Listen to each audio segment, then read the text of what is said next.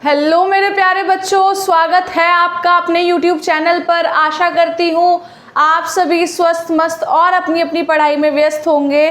तो बेटा आज का हमारा लेक्चर होने वाला है some important terms of heredity. अगर आप लोगों ने हेरिडिटी चैप्टर पढ़ना है, दिमाग में बिठाना है और समझना है तो बेटा आपको ये बेसिक टर्म्स पता होनी बहुत बहुत बहुत ज़रूरी है। अगर यही टर्म्स आपको नहीं पता है तो आप कभी भी हेरिडिटी चैप्टर को अच्छे से नहीं समझ पाएंगे। समझ लेंगे लेकिन चीज़ें क्लियर कभी नहीं होंगी। वही वाली बात है, अल्फ़ाबेट्स हम लोगों ने भी पढ़े नहीं है और हम पहुंच चुके हैं रीडिंग करने के लिए, तो वो नहीं हो पाएगा बेटा। रीडिंग करनी बेशक आपको सिखा दी जाए, जब आपको अल्फ़ाबेट्स ही नहीं पता कौन सा क्या है कैसे है, नहीं आपको चीज़ें समझ में आएंगी, है ना। ऐसे ही वही वाली बात है, किसी महंगे रेस्टोरेंट में चले गए, वहाँ आपको पता ही नहीं है आप क्या खा रहे हो और मस्त खाए जा रहे हो, टेस्ट तो अच्छा लग रहा है पर पता नहीं है आप ये क्या खा रहे हो, तो चीज़ें समझ में नहीं आएंगी। तो बिल्कुल वैसे ही बेटा, अगर आप लोगों ने इस चैप्टर के अंदर ये टर्म्स नहीं पढ़ी तो आपको चैप्टर क्रिस्टल क्लियर कभी नहीं होने वाला है। तो चैप्टर को क्रिस्टल क्लियर करने के लिए हम लोगों ने क्या पढ़नी है, ये टर्म्स पढ़नी है, ये टर्म्स देखनी है, एक एक करके सारी चीज़ें पढ़ेंगे और दिमाग में बिठाएंगे। बहुत ज़्यादा टफ नहीं है, बहुत बड़ा रॉकेट साइंस नहीं है, छोटी छोटी सी टर्म्स हैं, क्लियर कर लेंगे यूं चुटकियों के साथ। और अगर आप लोगों ने हमारा लास्ट सीरीज अभी तक चेकआउट नहीं किया है, how do we organism reproduce का, then please go and check those videos. तब आप यहाँ पर आइए, क्योंकि जब तक आपका वो क्लियर नहीं होगा तब तक ये क्लियर नहीं होगा। हर चैप्टर बायो का उससे प्रीवियस चैप्टर से लिंक रहता है कहीं ना कहीं। कुछ कुछ इन्फॉर्मेशन, कुछ कुछ बेसिक चीज़ें लास्ट चैप्टर में समझा दी जाती हैं, तब आपका नेक्स्ट चैप्टर स्टार्ट होता है। इसीलिए बेटा अगर अभी तक आप लोगों ने वो सीरीज़ देखी नहीं है तो बेटा please go and check it out. और आज का लेक्चर यहीं पर करते हैं स्टार्ट। तो सबसे पहले जो हमारी टर्म होने वाली है विच इज़ इनहेरिटेड ट्रेट। बेटा ट्रेट से पहले हम लोग इनहेरिटेड ट्रेट या एक्वायर्ड ट्रेट कुछ भी पढ़ेंगे, उससे पहले हमें पता होना चाहिए कि ट्रेट होता क्या है। आप लोगों में कई बच्चे, मतलब मैं ऑफलाइन जो कोचिंग देती हूँ या क्लासेस देती हूँ, वहाँ पर क्या होता है, कई बच्चे सोच बैठते हैं कि मैम कैरेक्टर्स ही तो ट्रेट्स हैं।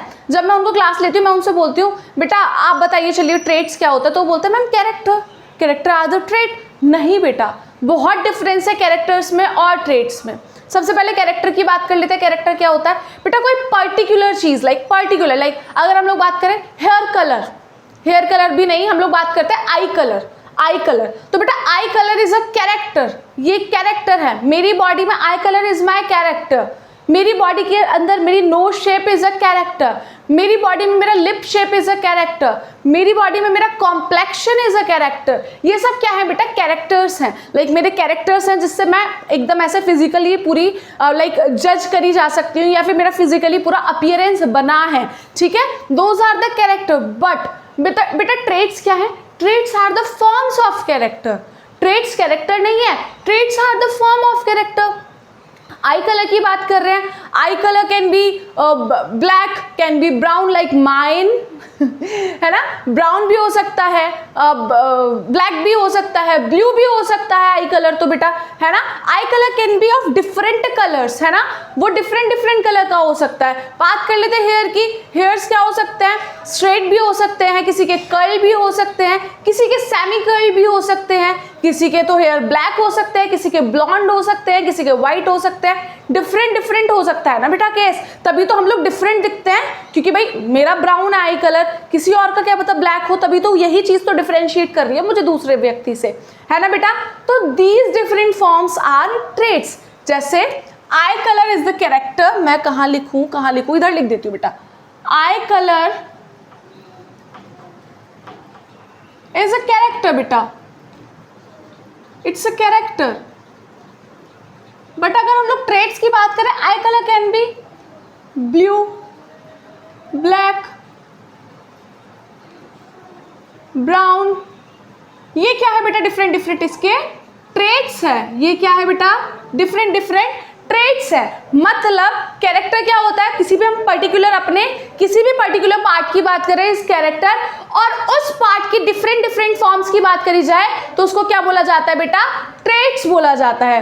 क्लियर। चलिए अब अगर आपको ये क्लियर हो गया तो अब चीजें भी इजीली क्लियर हो जाएंगी। सबसे पहला है बेटा इनहेरिटेड ट्रेट्स। बेटा इनहेरिट जो टर्म होती है ना, कहीं भी आ जाए ना समझ जाओ पास ऑन हुई हुई चीज है, पास हुई है भाई, हमें वसीयत में मिली है, वसीयत राइट, लाइक आपको मिली है वो आपकी जो प्रीवियस जनरेशन थी उससे, लाइक आपके मम्मा पापा से आपको वो मिला है। इनहेरिटेड का मतलब वो होता है। ट्रेट्स क्या है बेटा, हियर आर द ट्रेट्स। तो बेसिकली जो ट्रेट्स हम लोगों को हमारे पेरेंट्स से पास ऑन होकर मिले हैं बाय बर्थ, जब हम पैदा हुए थे तभी से, आर कॉल्ड इनहेरिटेड ट्रेट्स। यही लिखा हुआ है, traits those are present at the time of birth passed on from parents to offspring through DNA।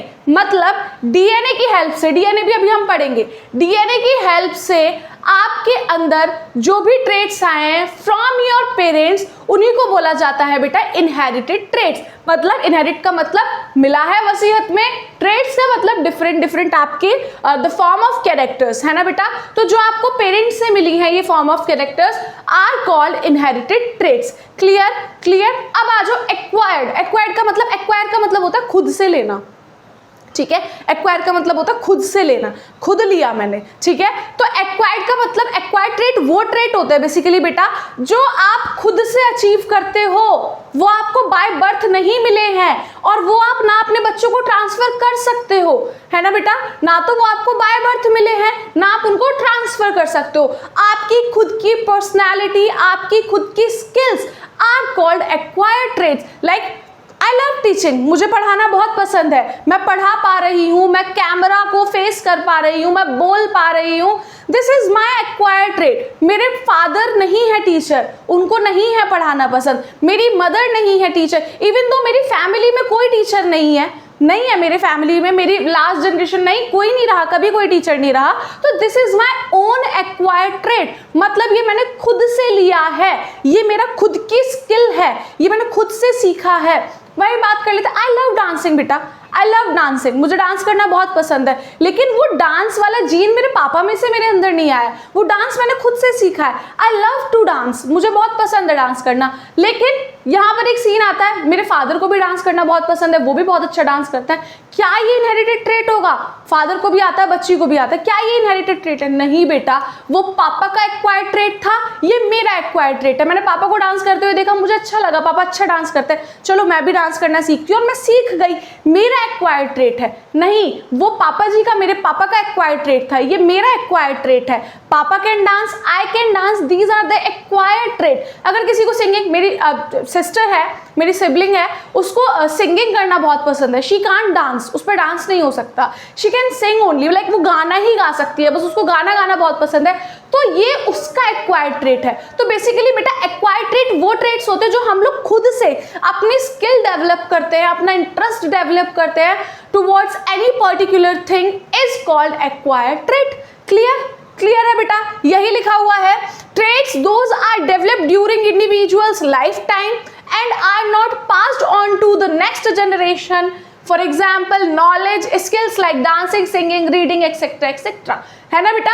तो मतलब वही हुआ ना कि जो चीज हम ना तो अपने पूर्वजों से लेते हैं, ना हम आने वाले जनरेशन में पास कर सकते हैं, इज कॉल्ड एक्वायर्ड ट्रेट। अब आपको एक बात बता देते हैं, आजकल वो नेपोटिज्म बहुत ज्यादा चल रहा है ना, नेपोटिज्म, बाप भतीजावाद, है ना, यही बोलता है शायद हिंदी में। तो बेटा ये जो नेपोटिज्म है ना, ये यही है, this is the same. Like जरूरी नहीं है कि अगर सुनील शेट्टी बहुत बड़ा, मतलब लाइक बहुत बड़े एक स्टार रहे हैं अपने टाइम पे, इसका मतलब नहीं है ना आथ्या शेट्टी भी बहुत अच्छी स्टार रहेंगी, क्योंकि वो उनका एक्वायर्ड ट्रेट था, वो उनका कोई ऐसा नहीं था उनके जीन्स से आया है, it is acquired trait. Acting is acquired trait, वो उन्होंने सीखा है, उन्होंने खुद से डेवलप किया है। आथ्या शेट्टी नहीं कर सकती इतना अच्छा, नहीं कर सकती ना। बात कर लेते तो उदित नारायण जी, सर उदित नारायण बहुत अच्छे सिंगर है अपने टाइम के, बहुत फेमस और बहुत ज़्यादा चार्मिंग सिंगर रहे अपने टाइम के। लेकिन अगर उनकी बेटे की बात कर लीजिए, आई गेस उनका नाम है आदित्य नारायण। आदित्य नारायण तो नहीं इतनी अच्छी सिंगिंग कर पाते हैं, वो तो फ्लॉप है सिंगिंग में। उनको क्या पसंद है? उनको एंकरिंग करना पसंद है, उनको कॉमेडी करना पसंद है, he is a comedian, he is a anchor, है ना। तो है ना दो डिफरेंट चीज़। वो तो उनके पिताजी ही हैं। अगर ये एक इनहेरिटेड ट्रेट होता तो पिताजी तो सिंगिंग कर रहे थे, बेटे को भी सिंगिंग करनी चाहिए थी, लेकिन नहीं कर पा रहा है बेटा सिंगिंग। क्यों? क्योंकि बेटा उनका अपना एक्वायर्ड ट्रेट था, ये इनका अपना एक्वायर्ड ट्रेट है, इसको हम ट्रांसफर नहीं कर सकते नेक्स्ट जनरेशन में, है ना। क्लियर है? अब एक्वायर्ड ट्रेट समझ में आया, इनहेरिटेड ट्रेट, एक्वायर्ड ट्रेट, दोनों चीजें क्लियर हुई। Next move to the next, and next is DNA। अब बेटा क्योंकि हम लोग ट्रेट्स की बात कर रहे थे और इनहेरिटेड ट्रेट की बात जब हम करते हैं तो वहां पर एक टर्म आती है जिसको बोला जाता है DNA।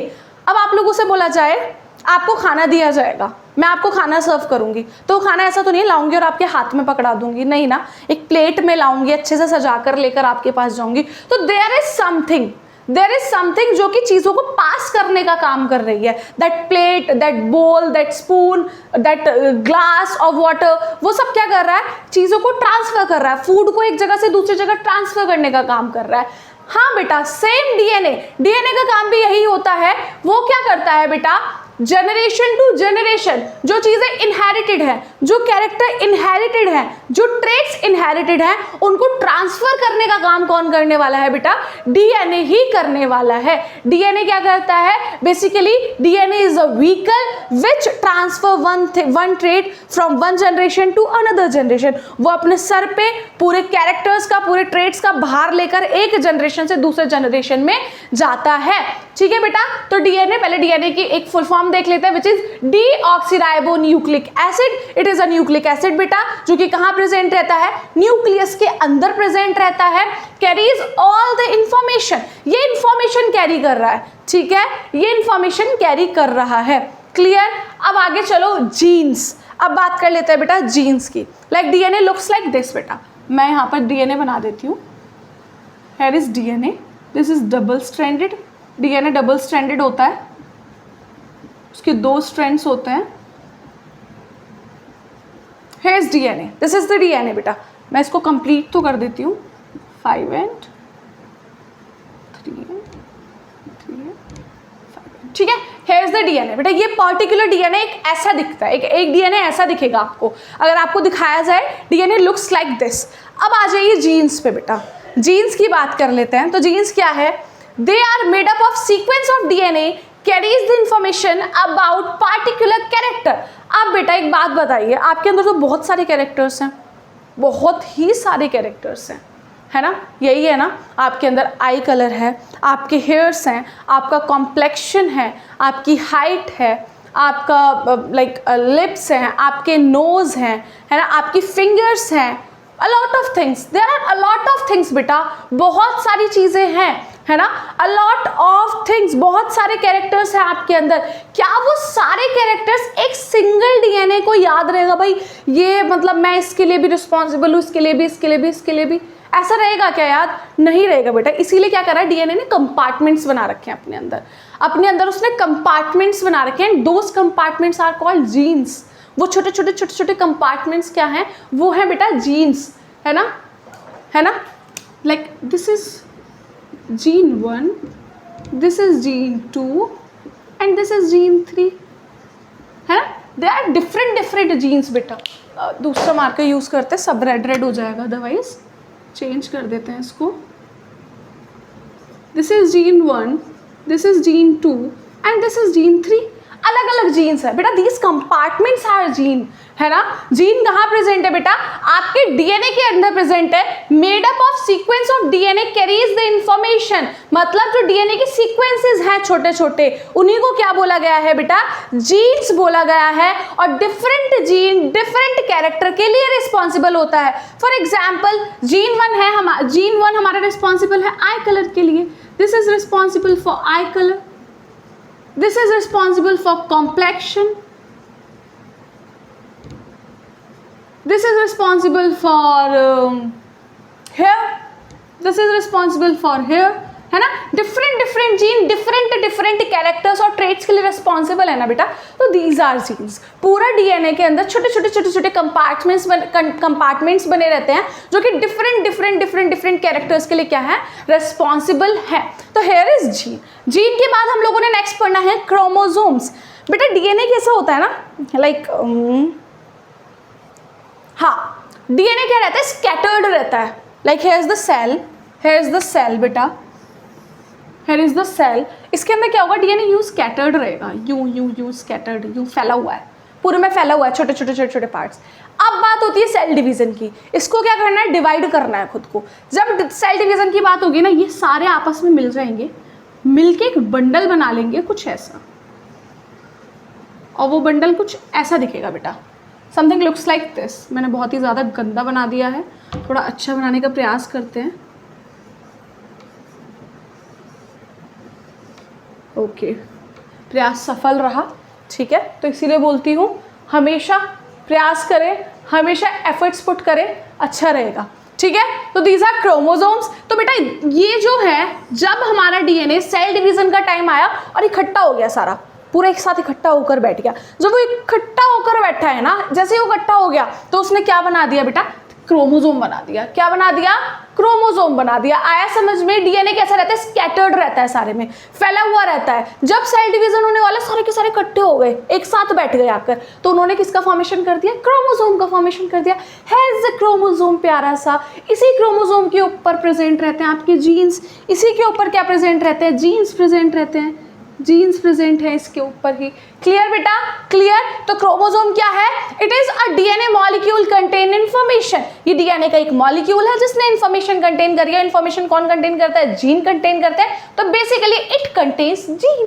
इसने क्या कर रखा है, जीन कंटेन कर रखा है। आगे चलते हैं, आगे इज एलील। नहीं बेटा, क्रोमोसोम में एक और चीज, बहुत ही प्यारी चीज, the cells on the basis of chromosomes. Chromosomes के बेसिस पे भी बेटा डिफरेंट टाइप के सेल हो सकते हैं, आपको पता है, आपको पता है। चलो इसको भी पढ़ लेते हैं अच्छे से। ये अच्छे से साफ नहीं हुआ। Do we have something, yes we have something. बेटा प्लीज़, कोई जज नहीं करेगा मैम किससे साफ कर रही हैं, बस ये मेरे पुराने फटे हुए सूट का कपड़ा है। क्लियर। चलिए, है इज द सेल। ये एक सेल है और ये दूसरा सेल है बेटा, ठीक है। क्लियर। अब बनाएंगे इसके अंदर हम लोग क्रोमोसोम्स। क्या बनाने वाले हैं हम अब इसके अंदर, क्रोमोसोम्स बनाने वाले हैं बेटा।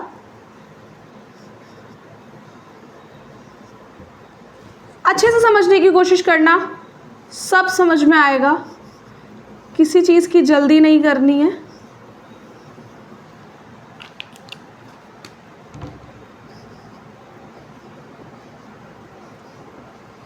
चलो, अब एक नॉर्मल बात बता देती हूँ मैं आपको। A body contains 23 pair of chromosomes. एक बॉडी पे 23 पेयर होते हैं क्रोमोसोम के, कुल मिला के 46 क्रोमोसोम्स प्रेजेंट रहते हैं एक बॉडी के अंदर। Clear, clear. एक बॉडी के अंदर कितने क्रोमोसोम्स प्रेजेंट है बेटा, 46 क्रोमोसोम प्रेजेंट है, जिनमें जो 23rd पेयर होता है ना बेटा, 23rd पेयर, इसको बोला जाता है सेक्स क्रोमोसोम। यही बताता है कि जो बेबी होगा, जो बच्चा होगा, वो गर्ल होगा, बेबी गर्ल होगी या फिर बेबी बॉय होगा। अगर क्रोमोसोम क्या है, एक्स है, तो क्या होगा, बेबी गर्ल होगी प्यारी सी। अगर क्रोमोसोम XY है तो बेबी बॉय होगा हैंडसम सा। ठीक है बेटा, अगर XX है तो बेबी गर्ल होने वाली है, XY है तो बेबी बॉय होने वाले। अब आप इसमें एक चीज देख रहे हो बेटा, there are 2 chromosomes. Why 2? Single भी तो हो सकता था, सिर्फ X भी तो हो सकता था, सिर्फ Y भी तो हो सकता था। वाई 2 बेटा, because this is the condition. ये है वो कंडीशन, शायद ये X हो, शायद ये Y हो, तो ये क्या बन जाएगा, बेबी बॉय बन जाएगा। शायद ये दोनों ही XX हो तो ये बेबी गर्ल बन जाएगी। तो जहां पर क्रोमोसोम्स पेयर में प्रेजेंट रहेंगे, साथ में चिपके हुए, बेटा दिख रहा है ना आपका, क्रोमोसोम नंबर 1, क्रोमोसोम नंबर 2, इन सेल्स को बोला जाएगा बेटा डिप्लॉयड सेल्स। क्या बोला जाता है इनको, डिप्लॉयड सेल्स। और इनको कैसे रिप्रेजेंट किया जाता है, 2n के तरीके से रिप्रेजेंट करा जाता है। इस सेल को बोला जाता है बेटा डिप्लॉयड सेल। लेकिन जहां पर बेचारा इकलौता सिंगल बैठा हुआ है, उसके पास नहीं है उसका पार्टनर, बेचारा अबला है, ठीक है, उसको क्या बोला जाएगा, N से रिप्रेजेंट किया जाता है। और वो कौन सा सेल होता है बेटा, वो होता है आपका हैप्लॉइड सेल। आया समझ में। D जहां पर आ गया मतलब 2, मतलब पेयर ऑफ क्रोमोसोम है, तो वो हो जाएगा डिप्लॉइड सेल। और जहां पर बेचारा अकेला सिंगल बैठा हुआ है, वो हो जाएगा आपका हैप्लॉइड सेल। क्लियर, बहुत इजी था, समझ में आ गया होगा, काफी स्मार्ट बच्चे हैं मेरे। आगे बात कर लेते हैं बेटा एलील्स की। Variety of genes located on chromosomes are called alleles. अब केस बदल गया बेटा, अब केस बदल गया है, अब यहाँ पर केस बदल चुका है। मैं ये सब हटा रही हूँ क्योंकि हमारे पास स्पेस कम है। जल्दी जल्दी से आप लोग मेरी वीडियोस को शेयर करें, लाइक करें, मेरे चैनल को सब्सक्राइब करें। फिर हम एक बड़ा सा बोर्ड खरीदेंगे, स्मार्ट बोर्ड, और वहाँ पर हम लोगों को डेली डेली ये रबिंग और ये अच्छे से ये सब करने की नीड नहीं होगी, हम लोग साथ के साथ पढ़ा करेंगे। चलो अब बात कर लेते हैं पेरेंट्स की। ये दोनों मम्मी के सेल्स, मम्मी पापा के सेल्स थे और इनसे मिलकर हमारा एक सेल बना है बेबी सेल। ठीक है बेटा, ऐसा ही था। मम्मी के अंदर प्रेजेंट थे ये दोनों क्रोमोसोम्स। ठीक है बेटा, अब आप बोलोगे मैम आप ऐसे क्रोमोसोम्स क्यों बना रही हो, क्योंकि बेटा हमारे पास स्पेस कम है। ये दोनों पापा के क्रोमोसोम नहीं, हाँ ये पापा के, ये मम्मा के। ठीक है, अब क्या होगा, बच्चे के अंदर एक तो मम्मा का आएगा, एक आ जाएगा पापा का। ठीक है, अब ये वाले पता है कौन से थे बेटा, ये वाले कौन से क्रोमोसोम थे, इन दोनों के पास ना जीन जो प्रेजेंट था वो कौन सा जीन प्रेजेंट था, वो आई कलर वाला जीन प्रेजेंट था। इनके पास जो जीन था ना बेटा वो आई कलर के लिए रिस्पॉन्सिबल था, आई कलर के रिस्पॉन्सिबल था। पापा का आई कलर क्या है, ब्राउन है। मम्मा का आई कलर क्या है, ब्राउन। मम्मा का आई कलर क्या है, ब्लैक है। मम्मा का आई कलर ब्लैक है बेटा, पापा का ब्राउन है, ब्लैक है। अब इन दोनों में होगा झगड़ा। भाई ये बोलेगा कि मेरे को शो होने दे, मुझे बच्चे के अंदर ब्राउन आई कलर चाहिए, और ये बोलेगा भाई मेरे को ब्लैक चाहिए, मेरे को शो होने दे। मतलब कि यहाँ पर क्या है, दो क्रोमोसोम्स है, दोनों के पास सेम कैरेक्टर के लिए डिफरेंट डिफरेंट जीन्स प्रेजेंट है, are called alleles. Are called alleles. Alleles क्या है बेटा, different variant of same genes. मतलब किसी भी पर्टिकुलर जीन के पर्टिकुलर कैरेक्टर के लिए जो डिफरेंट वेरिएंट्स प्रेजेंट है, डिफरेंट डिफरेंट वेरिएंट्स प्रेजेंट है जो कि एक दूसरे के ऑल्टरनेटिव्स हैं, उन्हीं को बोला जाता है एलील्स। मतलब ये जो जीन है सेम चीज के लिए रिस्पॉन्सिबल है, दोनों ही आई कलर के लिए रिस्पॉन्सिबल है, लेकिन एक के पास कौन सा वाला जीन है, एक के पास जीन है बेटा आपका ब्राउन और एक के पास जीन है आपका ब्लैक। क्रोमोसोम तो दोनों ही आई कलर के लिए रिस्पॉन्सिबल हैं, लेकिन जीन दोनों के अलग अलग हैं। तो वही तो बेटा the different variant of the same और the particular character are called बेटा एलील्स। एलील्स क्या है, variant of gene located on chromosome. Chromosome के ऊपर जीन्स के वेरिएंट प्रेजेंट है, मतलब एक प्रेजेंट है ब्लैक के लिए, एक प्रेजेंट है ब्राउन के लिए, are called alleles. Clear clear आ गया होगा समझ में समझदार बच्चों को। अब बहुत इंपॉर्टेंट चीज, अब इसमें क्या होता है, ब्लैक क्योंकि बहुत ज्यादा कॉमन है बेटा, क्योंकि ब्लैक ज्यादा डोमिनेंट होता है हमेशा। अब यही पढ़ना है हम लोग, what is dominant and what is recessive. Black में क्या करा, खुद को शो कर दिया, ब्लू वाला मर गया बेचारा। अब बच्चे के पास कौन सा आई कलर आ गया बेटा, ब्लैक आई कलर आ गया, ब्लैक आई कलर आ गया। ये ब्लैक क्या हो गया बेटा, डोमिनेंट हो गया। डोमिनेंट तो आजकल आप लोग काफी यूज करते हैं, है ना, काफी आप लोगों के लिए नॉर्मल हो गई है डोमिनेंट टर्म, तो समझ में भी आ जाएगी। डोमिनेंट का मतलब दोज विल शो देमसेल्फ, जो अपने आप को शो कर दे, आर डोमिनेंट्स। जिस बेचारे ने खुद को शो नहीं कर पाया, कमजोर पड़ गया, ब्राउन, ब्राउन क्या पड़ गया, कमजोर पड़ गया, वो क्या है, recessive. Those will suppressed themselves, जो खुद को ना कर पाए, खुद को शो ना कर पाए। एक इंटरव्यू है, इंटरव्यू के अंदर 4 लड़कियां बुलाई गई हैं, उन 4 लड़कियों में किसी एक लड़की का सिलेक्शन होना है, तो जो एक लड़की का सिलेक्शन हो जाएगा वो उन चारों में से डिफरेंट है, वो उन चारों के ऊपर क्या हो गई है, डोमिनेंट हो गई है, और उसका क्या हो गया है, सिलेक्शन हो गया है। और वो 3 बेचारी क्या रह गई है, रिसेसिव रह गई है, और उनका सिलेक्शन नहीं हो पाया है। डोमिनेंट कौन होते हैं, दोज विल शो देमसेल्फ, और रिसेसिव कौन होते हैं बेटा, दोज विल नॉट। इसीलिए कुछ चीजें हमारे अंदर मम्मी जैसी होती हैं, कुछ चीजें पापा जैसी होती हैं। मतलब जो चीजें पापा जैसी हैं, मतलब उसका जीन हमारे अंदर क्या हो गया है, डोमिनेंट हो गया है, मम्मी वाला रिसेसिव हो गया है। लेकिन कुछ चीजें जो मम्मी जैसी हैं वो उनका क्या हो गया, जीन हमारे अंदर डोमिनेंट हो गया, पापा वाला रिसेसिव हो गया। मैं ज्यादातर अपनी मम्मी की तरह दिखती हूँ, मतलब मेरी मम्मी के जीन्स ज्यादा डोमिनेंट रहे हैं मेरे केस में। क्लियर बेटा, डोमिनेंट का मतलब those will show themselves, recessive का मतलब those will suppress themselves.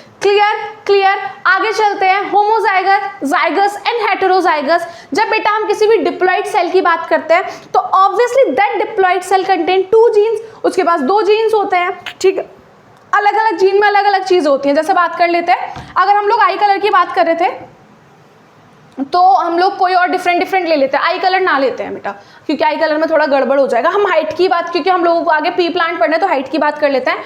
Tall and dwarf. ठीक है बेटा, टॉल क्या रहता है, टॉल भाई महान है, बड़ा है, तो वो डोमिनेंट होगा। ड्वार्फ क्या होगा बेटा, रिसेसिव होगा। ठीक है, तो टॉल मतलब टॉल किस किस केस में हो सकता है, जैसे ये 2 क्रोमोसोम है बेटा, these are 2 क्रोमोसोम्स। ठीक है, ये 2 क्रोमोसोम हैं और इन दोनों ने ही टॉल वाला जीन कंटेन करके रखा है। ये टॉल के लिए मैं रेड यूज करूंगी, तो ये दोनों के पास से क्या हो जाएगा बेटा, टी हो जाएगा। तो ये जो भी होगा बच्चा आने वाला है वो टॉल होगा, ऐसा दिखेगा वो। ठीक है, वो टॉल दिखेगा। लेकिन अगर हम लोग बात करें दूसरे केस में क्या हो रहा है बेटा, इन दोनों के ही पास टॉल वाला जीन नहीं है, तो बच्चा जो होगा वो कैसे दिखेगा, स्मॉल टी फॉर ड्वार्फ। ये तो हो जाएगा टॉल बच्चा, यहाँ पर बच्चा क्या हो जाएगा, ड्वार्फ हो जाएगा। बच्चा क्या हो जाएगा, ड्वार्फ हो जाएगा। दोनों के ही जीन्स आप देखिए सेम है, दोनों में ही सेम है, capital T small T. This condition is called homozygous condition. क्या बोलते हैं बेटा इस कंडीशन को, होमोजाइगस कंडीशन। अब बेटा ह्यूमंस के केस में मेल और फीमेल के अंदर कौन होमोजाइगस होता है, ये आप मुझे कमेंट्स में बताओगे। तो ठीक है बेटा, दिस इज होमोजाइगस कंडीशन, जहां पर क्या होगा, सेम जीन्स प्रेजेंट रहेंगे क्रोमोसोम पे। ये क्रोमोसोम था आपका, ये क्रोमोसोम था, इस पे सेम जीन्स है, इस क्रोमोसोम पे सेम जीन्स है, तो मतलब ये क्या है, होमोजाइगस। हेटेरोजाइगस इसका जस्ट अपोजिट हो जाएगा, मतलब हमारे पास जो क्रोमोसोम है उस पर डिफरेंट जीन्स है, मतलब एक के पास टॉल वाला प्रेजेंट है, एक के पास ड्वार्फ वाला प्रेजेंट है, मतलब this will be capital T and this will be small T. अब इसमें क्या कंडीशन बनेगी, डोमिनेंट खुद को हमेशा शो करता है, तो इसीलिए इसमें condition capital T small T तो बेशक बनेगी, लेकिन जो बच्चा रहने वाला है वो कैसा रहने वाला है बेटा, टॉल रहने वाला है। टॉल क्यों रहने वाला है, क्योंकि dominant will show themselves, dominant क्या करेगा, खुद को शो कर देगा। और क्योंकि यहाँ पर क्रोमोसोम पर 2 डिफरेंट जीन्स प्रेजेंट थे, तो इस कंडीशन को बोला जाता है हेटेरोजाइगस। होमो का मतलब होता है सेम, होमो का मतलब होता है बेटा सेम, हेट्रो का मतलब होता है डिफरेंट। होमो का मतलब same genes present on the chromosome, hetero का मतलब different gene present on a chromosome. Same genes present रहेंगे होमोजाइगस, डिफरेंट जीन्स प्रेजेंट रहेंगे हेटेरोजाइगस। सेम जीन वाला scene, capital T small T, capital T tall, small T dwarf. Heterozygous में capital T small T, और क्योंकि capital T dominant आ रहा है तो वो अपने आप को शो कर देगा, और कैसा रहने वाला है बेबी प्लांट, वो हमेशा टॉल रहने वाला है।